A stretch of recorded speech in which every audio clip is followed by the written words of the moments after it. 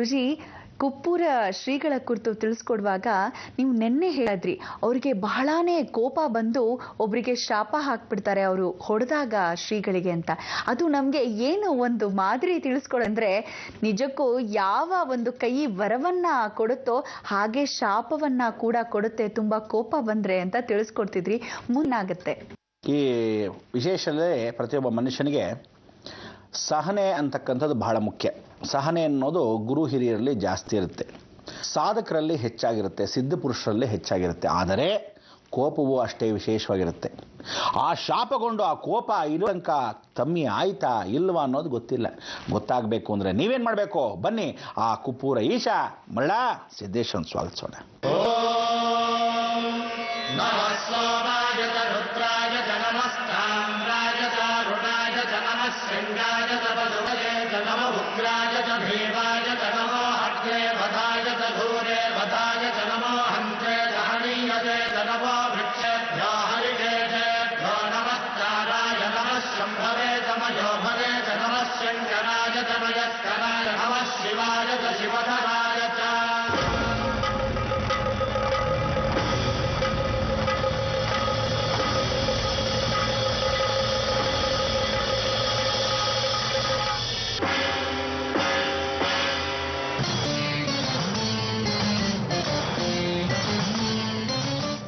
ಬಹಳ ಸಂತೋಷ. ತಾವೆಲ್ಲರೂ ಈ ಒಂದು ವಿಶೇಷವಾಗಿರ್ತಕ್ಕಂಥ ಶಾಂತಿ ವಾತಾವರಣವನ್ನು ಕಲ್ಪಿಸಬೇಕು ಅನ್ನೋದೇ ಮನುಷ್ಯನ ಆಸೆ. ಪ್ರತಿಯೊಬ್ಬ ಮನುಷ್ಯನು ಬಯಸೋದು ಶಾಂತಿ ವಾತಾವರಣ ಅಂತ. ಈ ಶಾಂತಿ ನೆಮ್ಮದಿಗಾಗಿ ಹುಡುಕಾಡ್ತಾನೆ, ಎಷ್ಟೋ ಜನ ಪರಿತಪಿಸ್ತಾನೆ, ತನ್ನಲ್ಲೇ ತಾನು ಹುಡುಕ್ತಾನೆ. ಭಗವಂತ ಎಲ್ಲೂ ಕಾಣಲಿಲ್ವಾ, ಯಾವುದಾದ್ರೂ ಶಾಂತಿ ನೆಲೆ ಇದೆಯಾ ಅಂಥೇಳಿ ಇನ್ನೊಂದು ಸ್ಥಳಕ್ಕೆ ಹೋಗ್ತಾನೆ. ಹೀಗೆ ನಾನಾ ರೀತಿ ಹುಡುಕಾಟ ಹಾಕ್ಕೊಂಡು ಕೊನೆಗೆ ಅವನಿಗೆ ಮೋಕ್ಷ ಸಿಗುತ್ತೆ. ಆ ಮೋಕ್ಷಕ್ಕೆ ಮಾರ್ಗವೇ ಸಾಕಷ್ಟು ಶಾಂತಿ ನೆಮ್ಮದಿ ವಾತಾವರಣ ಸಿಗೆ. ಪ್ರಪಂಚದಲ್ಲಿ ಪ್ರತಿಯೊಬ್ಬ ಮನುಷ್ಯನಿಗೂ ಶಾಂತಿ ವಾತಾವರಣ ಇದ್ಬಿಟ್ರೆ ಜೀವನದಲ್ಲಿ ಅವನು ಹೇಳ್ಕೊಂಡಿರತಕ್ಕಂಥ ವಿಚಾರ, ಅವನಲ್ಲಿ ಸಾಧನೆ ಮಾಡ್ತಕ್ಕಂಥ ವಿಚಾರ, ಎಷ್ಟೋ ದುರಾಸೆಗಳಿರೋದೆಲ್ಲ ಧ್ವಂಸ ಆಗುತ್ತೆ. ಶಾಂತಿಯಿಂದ ಆನಂದವಾಗಿರ್ತಾನೆ. ಪ್ರತಿಯೊಬ್ಬ ಮನುಷ್ಯ ಆನಂದದಿಂದ ಇದ್ದರೆ ಯಾವ ಕಾಲಕ್ಕೂ ಕಷ್ಟಗಳನ್ನು ನೆನೆಸ್ಕೊಳ್ಳೋದೇ ಇಲ್ಲ. ಅದಕ್ಕೆ ಹೇಳೋದು, ಎಂಥ ಕಷ್ಟ ಇರಲಿ ಸುಖದಿಂದ ಇರಬೇಕು, ನಗನಗ್ತಾ ಇರಬೇಕು. ಯಾವ ಕಾಲಕ್ಕೂ ಶಾಂತಿ ವಾತಾವರಣ ಇಟ್ಕೊಂಡ್ರೆ ನಿಮ್ಗಳಿಗೆ ಬೇಕು ಅನ್ನೋ ದುರಾಸೆಗಳೆಲ್ಲ ಧ್ವಂಸವಾದರೆ ನಿಮಗೆ ಕೇಳಿದ್ದು ನಿಮ್ಮದಾಗತ್ತೆ. ಆ ಭಗವಂತನ ಕೃಪಾಕಟಾಕ್ಷ ಬಹಳ ಮುಖ್ಯ. ಅದರಲ್ಲಿ ಮರಳಸಿದ್ದೇಶ್ವರರು ಹೀಗೆ ಕೋಪಗೊಂಡಿರತಕ್ಕಂಥವ್ರು ಶಾಂತಿ ವಾತಾವರಣನ ಹುಡ್ಕೊತಾ ಹೋಗ್ತಾರೆ. ಆಗ ಮಾದಾಪುರ ಅನ್ನೋ ಒಂದು ಗ್ರಾಮ, ಆ ಗ್ರಾಮದಲ್ಲಿ ಮುಂದಿನ ಪ್ರಯಾಣದಲ್ಲಿ ಹಾಗೆ ಹೋಗ್ತಾ ಹೋಗ್ತಾ ಹೋಗ್ತಾ ನೋಡ್ತಾ ಇರ್ತಾರೆ.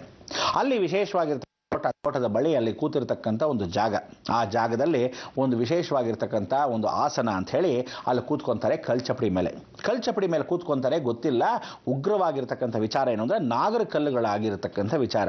ಅಲ್ಲಿ ಆ ನಾಗರ ಕಲ್ಲುಗಳು ಕೆಳಭಾಗದಲ್ಲಿ ಇದ್ದಾಗ ಇವರು ಹೋಗಿ ಕಲ್ಚಪಡಿ ಮೇಲೆ ಕೂತಾರೆ. ಕೆಳಭಾಗದಲ್ಲಿ ಕಲ್ಲುಗಳಿದೆ ಅಂತಲೇ ಗೊತ್ತಿಲ್ಲ. ಆ ಭೂಗರ್ಭವಾಗಿರುತ್ತೆ, ಆ ಭೂಗರ್ಭ ಸ್ಥಿತವಾಗಿರುತ್ತೆ.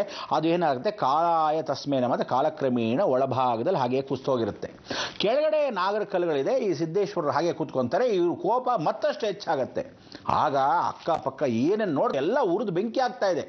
ಈ ಉರಿದು ಬೆಂಕಿ ಆಗ್ತಾ ಇರೋ ಸಮಯದಲ್ಲಿ ಅಲ್ಲಿ ಅವರು ಕೂತಿರ್ತಕ್ಕಂಥ ಗದ್ದಿಗೆ ಯಾವ ಕಾಲಕ್ಕೂ ಇಷ್ಟು ಉಗ್ರವಾಗಿ ಹೋಗಿದೆಯಲ್ಲ, ಭಗವಂತ ಅವರಲ್ಲಿರ್ತಕ್ಕಂಥ ಅಷ್ಟು ಉಗ್ರತನವನ್ನು ಭಗವಂತ ಇಡೀ ಜಗತ್ತಿಗೆ ತೋರಿಸೋ ಹಾಗೆ ಅಲ್ಲಿ ಉರಿ ಬೆಂಕಿ. ಅದಕ್ಕೆ ಅದನ್ನು ಉರಿ ಗದ್ದಿಗೆ ಅಂತ ನಾಮಸ್ಕರಣೆ ಮಾಡ್ಕೊತಾರೆ. ಯಾಕೆಂದರೆ ಕೆಳಭಾಗದಲ್ಲಿರ್ತಕ್ಕಂಥ ನಾಗದೇವತೆಗಳು ಸಾಕ್ಷಾತ್ ನಾಗಲೋಕ. ಇಂಥ ಒಂದು ನಾಗಲೋಕದಲ್ಲಿ ಕೂತಿರ್ತಕ್ಕಂಥ ತೋಟದ ಬಳಿ ಆ ಕಲ್ಚಪಡಿ ಮೇಲೆ ಕೂತಿದ್ದಾಗ ಉರಿ ಗದ್ದಿಗೆ. ಅದಾದ ಮೇಲೆ ತಕ್ಷಣವೇ ಏನು ಮಾಡ್ತಾರೆ, ಅಲ್ಲಿರ್ತಕ್ಕಂಥ ಹಿರಿಯರು ಯಾರ್ಯಾರೋ ಬರ್ತಾರೆ. ಗುರುಗಳೇ ಬನ್ನಿ, ದಯವಿಟ್ಟು ಶಾಂತಿಸಿ ಬನ್ನಿ ಅಂತ ಹೇಳಿ ಆ ಕಡೆ ಹೋಗಿ ಕರ್ಕೊಂಡು ಹೋಗಿ ಕೂತ್ಕೊತಾರೆ.